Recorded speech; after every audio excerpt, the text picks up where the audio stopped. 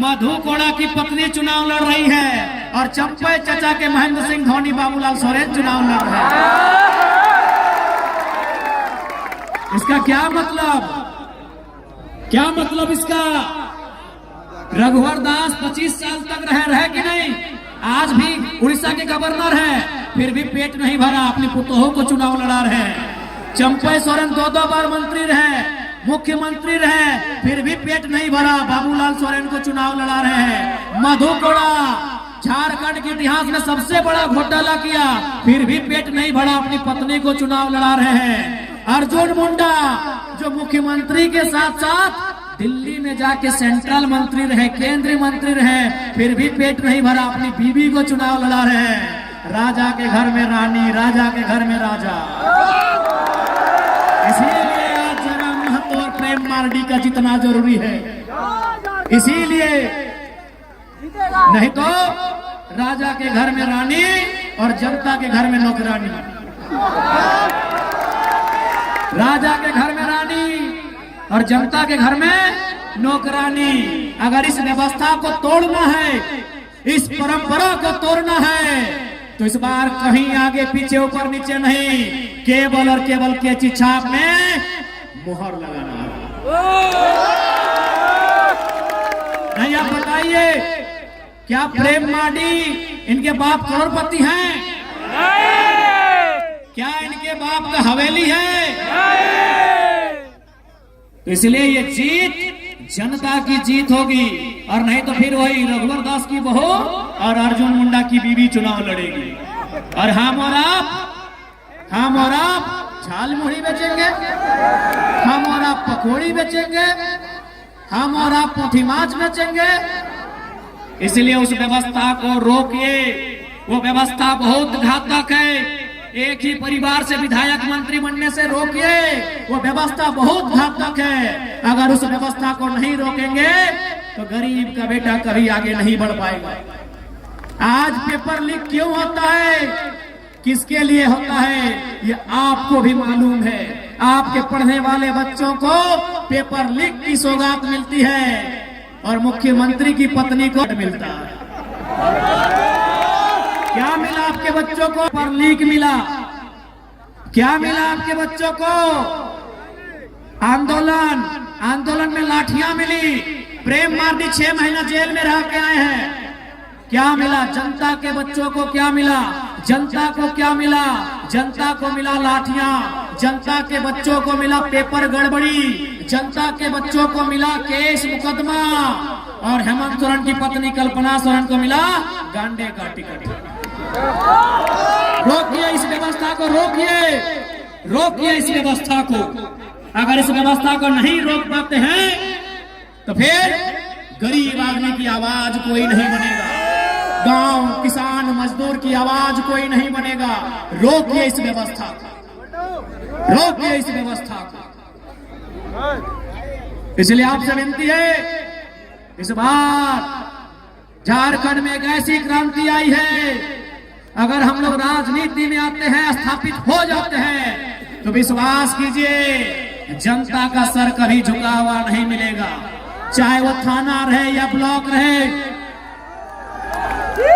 चाहे वो थाना रहे, ब्लॉक रहे या टाटा टिस्को का ऑफिस रहे, झारखंडी आंख उठा के उन ऑफिसों में जाएगा, झारखंडी नजर मिला के उन ऑफिसों में जाएगा। इस बात को गारंटी लेते हैं, क्योंकि याद रखिएगा, या तो टाइगर रहेगा या तो झारखंडियों में डर रहेगा, दोनों एक साथ नहीं रहेंगे। यदि हम रहें तो डर को खत्म कर देंगे। जो आज डर है, आज वीडियो के ऑफिस में जाइए तो डर सहमके, आज थाना प्रभारी से मिलिए तो डरते सहमते हुए, आज किसी ऑफिसर से मिलिए तो डरते सहमते आप मिलते हैं। इसलिए अगर जरा महत्व राजनीति में आता है तो उस डर को दामोदर नदी और स्वर्ण रेखा की नदी में विसर्जन कर दिया। अगर हम जिंदा रहें तो झारखंडियों के चेहरे में डर नहीं रहेगा। हम ना रहे तो बात अलग है, हम ना रहे तो बात अलग है। और है तो आपके डर को खत्म करने आए हैं।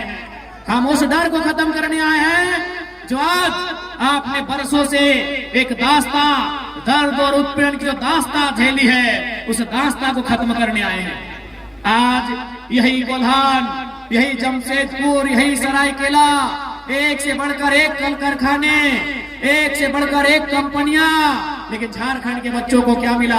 झारखंड के नौजवानों को क्या मिला? झारखंड के रैयतों को क्या मिला? झारखंड के विस्थापितों को क्या मिला?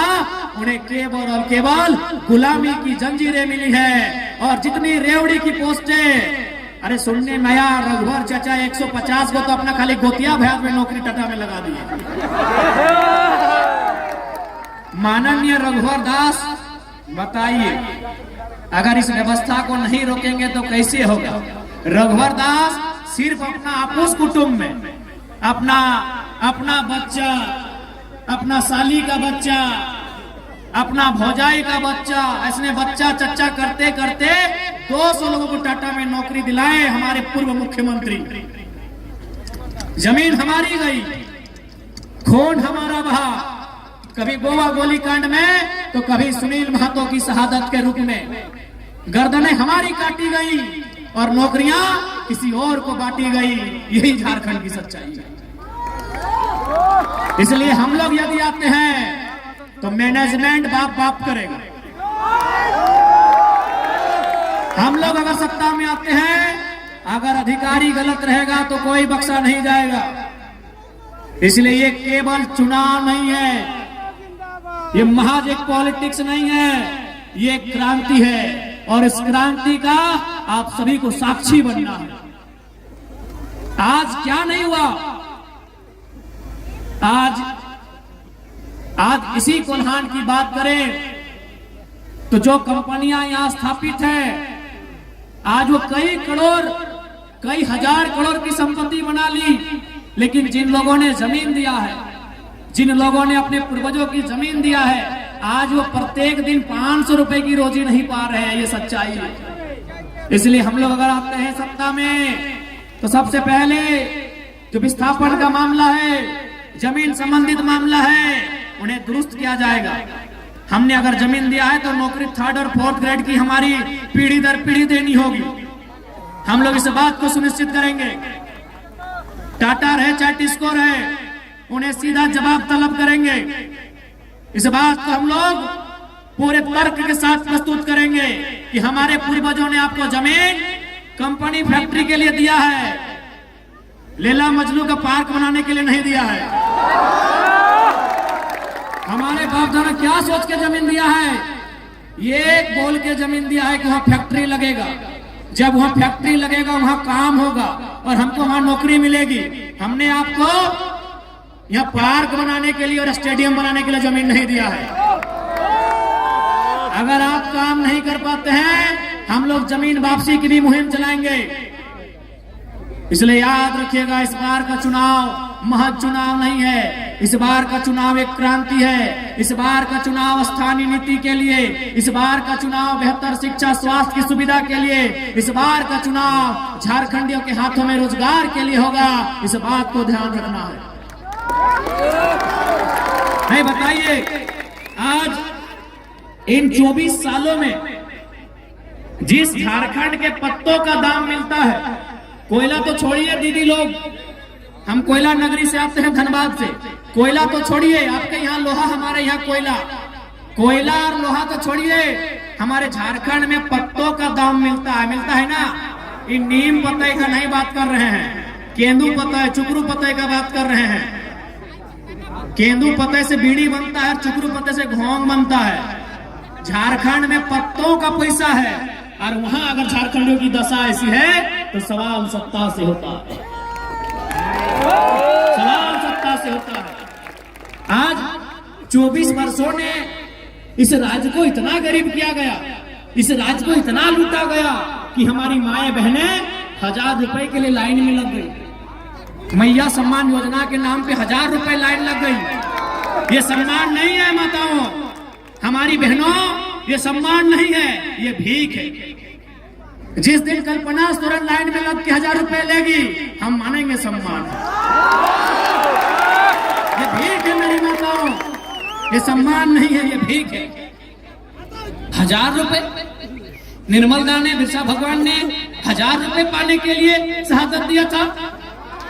हमारे पूर्वजों ने 80 साल 90 साल संघर्ष किया 1000 रुपए अकाउंट में लेने के लिए। जल जमीन जंगल पर अपना अधिकार के लिए राज्य जलन हुआ। क्या गलत बोल रहे हैं? आज आप 1000 रुपए के लिए लाइन में लगे हैं। अगर यही व्यवस्था रही तो आपके आने वाली पीढ़ी 500 के लिए लगेगी कि नहीं? अभी फॉर एग्जाम्पल कोटा में इधर चावल मिलता है, राशन कार्ड है ना। अब हमारा एक बात सुनिए, आज से 15-20 साल पहले हमारी माँ, हमारी मौसी, हमारी काकी जेठी लोग, दीदीरा मासीरा काकीरा, आप लोग हमारे दरवाजे में कोई मांगने आता था, मांगने, भीख मांगने वाला, याद कीजिएगा, कोई मांगने वाला आता था हमारे गांव में, कोई साधु, कोई पीर फकीर हमारे दरवाजे में, हमारे चौखट में मांगता था कि भिक्षाम देही, 4 दिन से भूखा है। याद कीजिए, आप सूप में, आप क्या बोलते हैं सूप को? कुला बोलते हैं। हाँ, कुला में धान चावल उसको महीना दिन में 10 किलो देते थे। यानी हम वो लोग हैं जो 5 किलो अनाज, 10 किलो अनाज दान में देते थे। आज कोटा का लाइन में लग गए हैं, सोचने की बात है। दीदीरा, क्या हम गलत बोल रहे हैं? आप याद कीजिए, आप नहीं तो आपकी माँ वही कुला में सूप, हम लोग बोलते हैं, आप कुला बोलते हैं, जो बांस का बना होता है। हाँ, अभी सूप आप लोग कुला बोलते हैं। 5 किलो से 10 किलो धान या चावल हम लोग मांगने वाले को देते थे महीना दिन में। यदि घर में चावल नहीं होता था, क्योंकि शुभ दिन को होता है कि आज चावल नहीं देंगे, तो हम लोग बारी चले जाते थे। हमने देखा अपनी माँ को, दादी को, वो बारी जाती थी, बारी से बैगन बिलाती, सब्जी लेके आती थी, सब्जी देती थी। अगर बारी में सब्जी भी नहीं होता था तो कोठा चढ़ जाती थी। कोठा समझ रहे ना? अब तो बिल्डिंग पक्का मकान हो गया, कोठा। हाँ, घर के ऊपर एक छोटा घर होता था, कोठा बोलते हैं। आप क्या बोलते हैं? कोठा। तो अगर बारी में सब्जी नहीं होता था तो कोठा चढ़ जाती थी, और कोठा में हम लोग का 12 महीना क्या मिलता था? आलू प्याज लहसुन, आलू प्याज लहसुन उसको लाके देती थी। लेकिन हमारे दरवाजे से किसी को खाली हाथ लौटने नहीं दिया जाता था। आज हम कहाँ आ गए? जो लोग अपने दरवाजे से किसी को खाली हाथ लौटने नहीं देते थे, आज वे लोग हाथ फैला के मांग रहे हैं। यही 24 सालों का इतिहास है। यही 24 सालों का इतिहास है। यही 24 सालों की सरकार है कि जो लोग भर भर के दान देते थे, खेत खलिहान के अनाज लोगों को, गरीबों को दान देते थे, आज वे लोग हाथ फैला के कभी 1000 रुपए, कभी कोटा में 5 किलो अनाज के लिए लाइन में खड़ा हो गए हैं। ये 24 सालों का इतिहास है। क्यों ऐसा हुआ? इन्होंने नौकरियों को बेचा, इन्होंने खेतों को बेचा, इन्होंने जमीनों को बेचा। आज इसीलिए केवल हम लोग राजनीति नहीं, एक क्रांति करने आए हैं। हम लोग आने वाले 50 साल के भविष्य को सजाने संवारने के लिए आए हैं।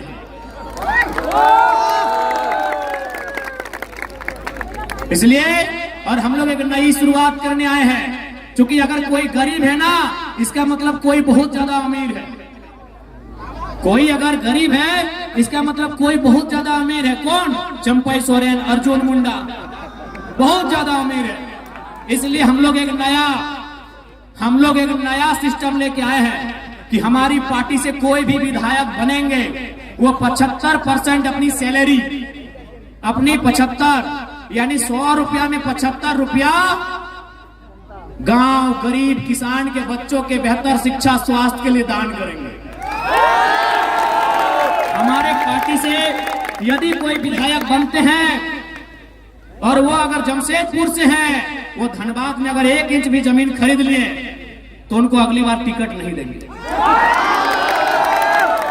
ऐसे झारखंड आगे नहीं बढ़ेगा। बस जिस दिन नेताओं की नीयत साफ हो जाएगी, उस दिन झारखंड आगे बढ़ेगा।